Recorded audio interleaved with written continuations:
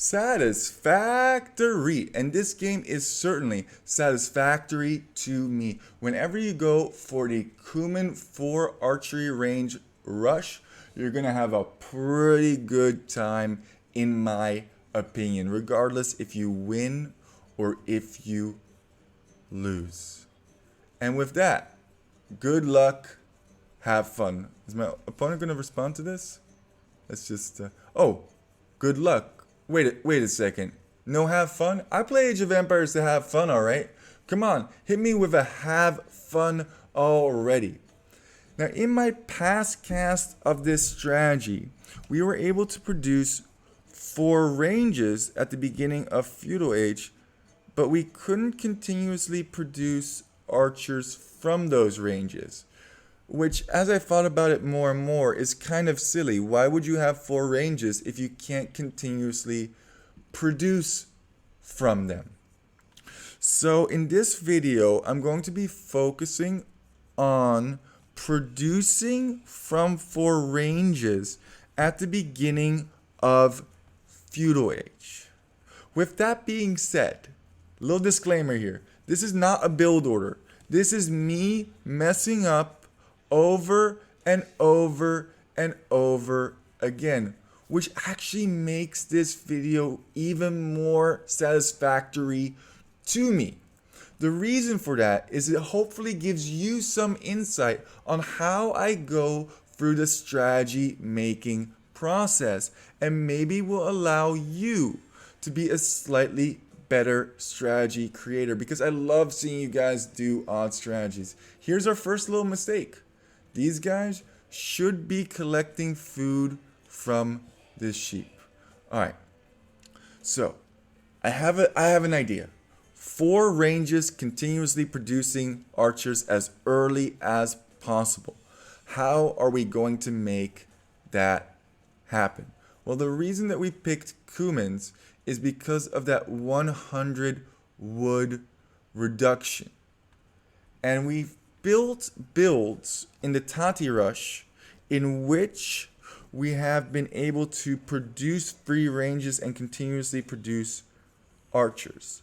The way that we did that was by getting 20 villagers, collecting all of our herdables, and collecting all of our boars.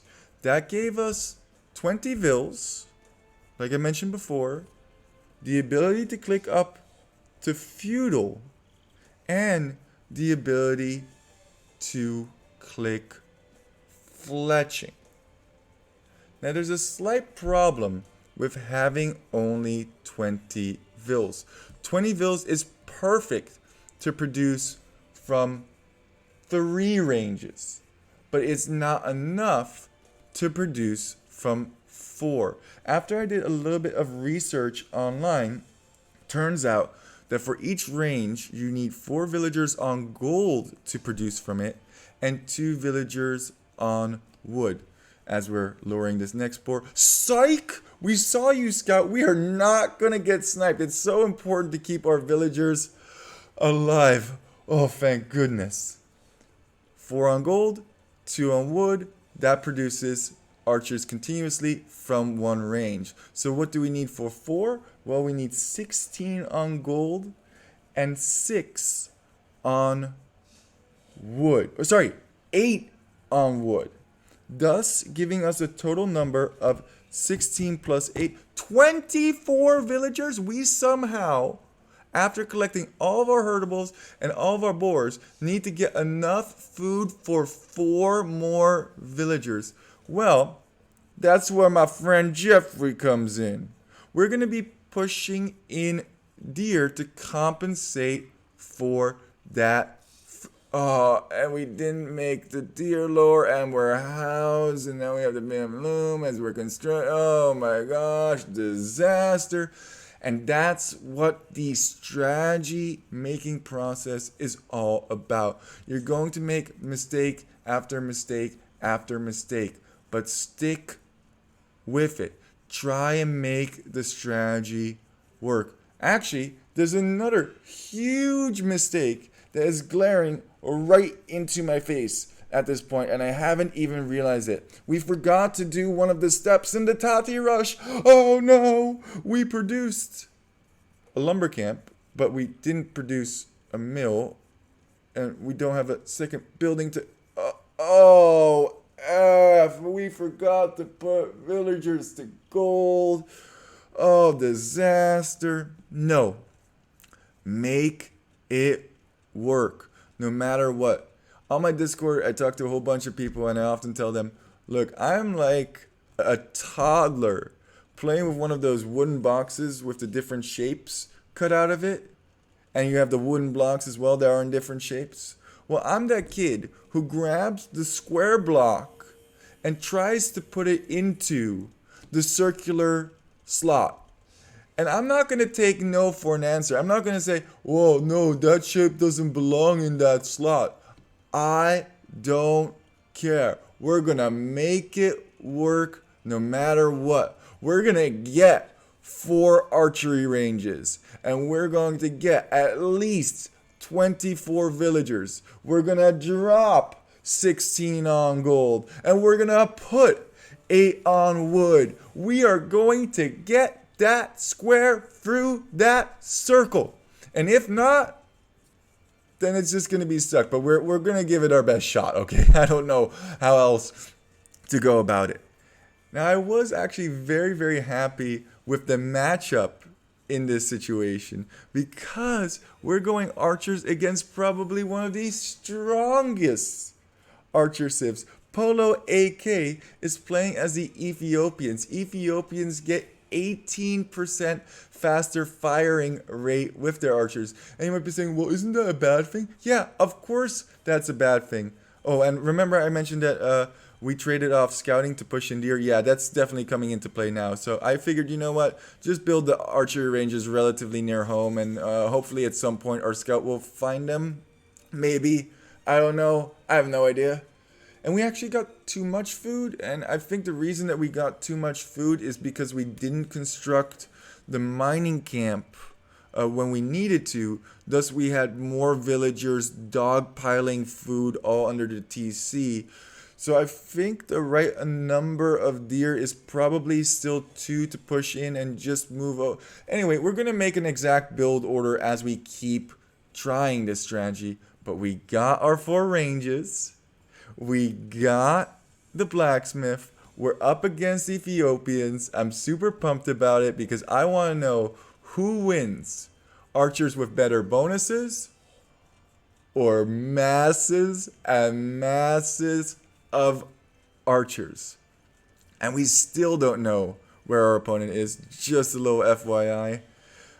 Also, when you are constructing buildings, it's best to have 1 villager constructed, not 2 villagers the same building. And oh! He's going archers, and I'm like, yes, he's going archers. Let's see if we can outmass him so much that his bonus just simply doesn't matter. Trying to go for some wolves over here. Double ranges, wow, your double ranges look like nothing compared to our quadruple ranges. And we're at 14 minutes, and we're already able to produce continuously from 4 ranges. We're not building any more villagers, by the way. There's no additional vills. What we got is what we got. I think we actually managed to produce a little bit more than 24, which is not necessary. But we do also want to keep an eye on our house production because we could easily get house with some... Oh, and here come the archers. 6 archers against 8. But he doesn't have them on patrol. Kill as much as we can. Ooh, that's a wonderful engage for us. He's on the hill. We don't care. We got the numbers. I know you fire faster as well. Once again, we don't care. And now it's time to move out. 12 military units against 4. We have triple the amount of military. Oh man, this strategy is so fun. He's getting fletching and armor. Uh-oh. We only have enough to afford fletching, and he's going into skirmishers as well. This could be really, really bad. He has the better upgrades on his boys as soon as this completes, and he's going for our counter unit. But you know what we have? Numbers. Tons and tons of numbers as our scout engages in the back. We're just trying to see if we can do damage everywhere. Ooh, pick off one. And we're going to be hopefully able to pick off some more villagers over here. Where are those archers of his going to? Oh, they're just massing over here. Now he knows. And oh, it's kind of scary because he has the defense upgrade as well. And he might actually catch these guys out. And he's running away. He's not going to be able to produce archers much more. Many skirms. But look at these numbers. 19 archers already. And I figured, you know what? Just take the engaged. Kill everything. Go focus down the skirms. Actually, you know what? I'm not too displeased by that. Out of the 19 that we had, we only lost 7. And what? Did that just work perfectly? Well, perfectly if you don't count me going to a straggler tree, not building a mining camp, and messing up my entire build order. But yeah, it worked, and it was a lot of fun. And we produced tons of archers from 4 ranges. In my book, that's a success, and we're definitely going to keep improving this strategy, and I'm looking forward how far we can take this. But I think the Cuman 4 archery range all in is actually quite feasible. Push in 2 deer, get those 24 vills, and see what happens. Anyway, if you have a better variation of this strategy, please. Oh, I want to see the 23 to 10. Even though he had the upgrades, very happy with that. 25 military units at my largest. And look at this timeline. We're slowly taking over. He's not going to be able to take resources anymore. It's going to take him a long period of time to mass to a point where he can engage. Even though he's going skirmishers, I mean, seems like a feasible strat. Anyway, sending your strats on the Discord. Love to cast them.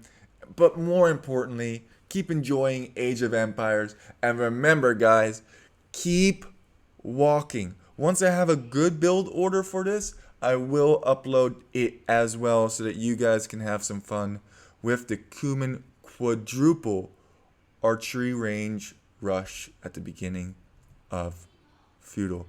Poop Lord, out!